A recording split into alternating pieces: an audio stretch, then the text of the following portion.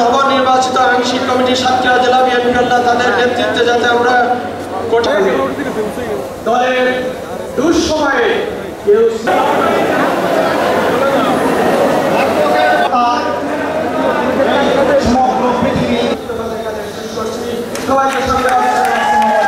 আমাদেরকে কৌশলে কৌশলে কঠিন এবং কঠোর আমরা বারবার নির্বাচন কমিশন সমাজে যারা বসবাস করছি তাদের নেতৃত্বে চলবো এবং তাদের সার্বিক সহযোগিতা থেকে এই জন্য জানাচ্ছি এই তাই বলে কি আপনারা চুপ করে বসে আছেন?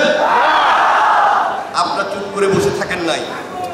আজকে দীর্ঘদিন পর আপনারা যে সবাই ঐক্যবদ্ধ তার প্রমাণ আপনারা আবার করেছেন এবং দেশনেত্রী বেগম খালেদা জিয়া সঠিক সময়ে আপনাদের এই কমিটি দিয়ে আপনাদের মধ্যে আবারও প্রাণ চাঞ্চল্যের সৃষ্টি করেছে।